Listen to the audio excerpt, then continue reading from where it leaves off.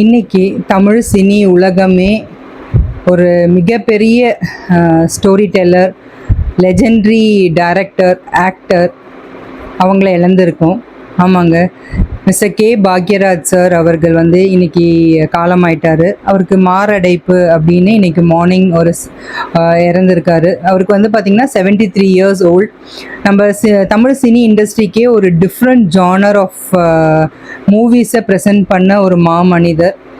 அவர் பார்த்திங்கன்னா ஜான்வரி 1953 தமிழ்நாட்டில் கோபிச்செட்டிப்பாளையம் அப்படின்ற ஒரு ஊரில் தான் அவர் வெள்ளன் கோவில் அப்படின்ற ஒரு ஊரில் தான் பிறந்தார்.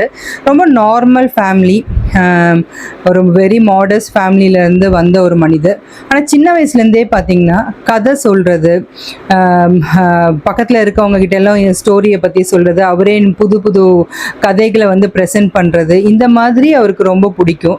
ஸோ அவரோட ட்ரீமே என்ன அப்படின்னு பார்த்தீங்கன்னா, சினி இண்டஸ்ட்ரியில் ஏதாவது ஒரு ஃபிலிமில் அவர் ஸ்டோரி ரைட்டராக இருக்கணும் அப்படின்றது தான் அவருடைய ஆசையாக இருந்துச்சு. ஸோ அதே மாதிரி அவர் 1979 மிஸ்டர் பாரதி ராஜா சாரோடைய மூவியில் அவர் அசிஸ்டன்ட் டைரக்டராக ஸ்க்ரீன் ரைட்டராக இருந்திருக்காரு. அவருடைய அவராகவே ஒரு இண்டிவிஜுவல் டைரக்டராக எடுத்த ஃபஸ்ட்டு படம் 1979 சுவர் இல்லா சித்திரங்கள் அப்படின்னு சொன்ன படத்தில் தான் ஃபஸ்ட்டு அவர் அவருடைய படத்தை டெபியூட் பண்ணியிருந்தார். அதுக்கப்புறம் நிறைய படங்கள் நம்மளுக்கு கொடுத்துருக்காங்க. ஒரு 25 படத்துக்கு மேலே அவர் நம்மளுக்கு கொடுத்துருக்காரு. ஒரு 75 ஃபிலிம்ஸில் அவர் நடிச்சிருக்காரு. இவர் வெறும் ஒரு ஸ்டோரி ரைட்டரோ இல்லை ஸ்டோரி டெல்லரோ அப்படி கிடையாது. அதை தாண்டி அவர் ஆக்டராக இருந்திருக்காரு, டைரக்டராக இருந்திருக்காரு, ரைட்டராக இருந்திருக்காரு, ஸ்க்ரீன் பிளேயராக இருந்திருக்காரு. இந்த மாதிரி நிறைய ரோல்ஸ் ஒரு சினி இண்டஸ்ட்ரியில் ஒரு மிகப்பெரிய ஜெம்மை தான் இன்னைக்கு தமிழ் சினிமா இழந்திருக்கு. தமிழ் சினிமான்றதை தாண்டி இந்தியன் சினி இண்டஸ்ட்ரிக்கே இவரை பற்றி தெரியும். யாருக்கு இவரை தெரியாத ஒரு மனிதர் கிடையாது. இவர் நிறைய பெஸ்ட் மூவிஸ் கொடுத்துருக்காங்க.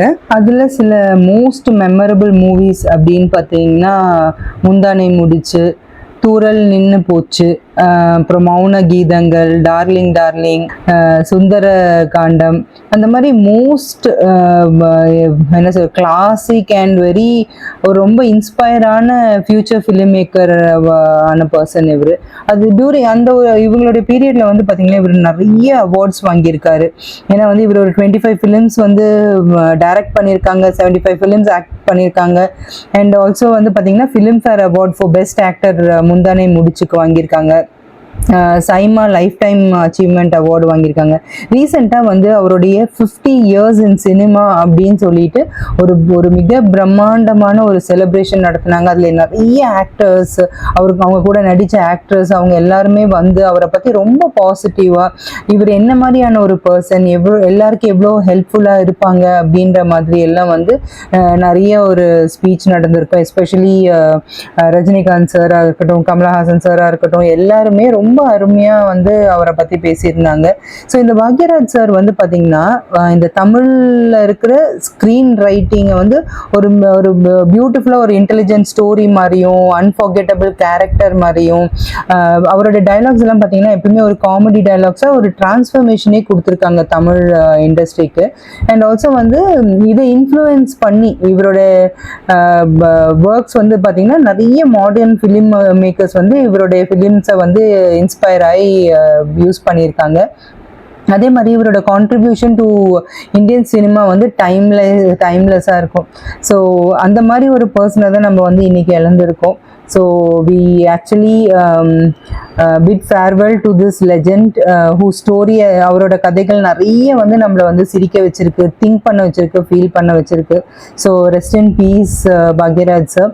உங்களுடைய ஃபிலிம் டெஃபினெட்லி என்றைக்கும் நினைவுகள் எங்களுக்கு என்றைக்குமே கொடுத்துட்டே இருக்கும். நீங்கன்ற ஒரு பர்சன் எங்களுக்கு மட்டும் இல்லை, இந்த ஜென்ரேஷன், அதாவது 90s 80s கிட்ஸ் மட்டும் இல்லை, இப்போ இருக்கிற ஜென்ரேஷனுமே உங்கள் லெகசி என்ன அப்படின்றது தெரிஞ்சுக்கிற அளவுக்கான மூவிஸ் நீங்கள் கொடுத்துட்டு போயிருக்கீங்க.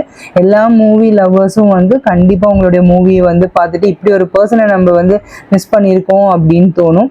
So rest in peace. Om Shanti. Thank you.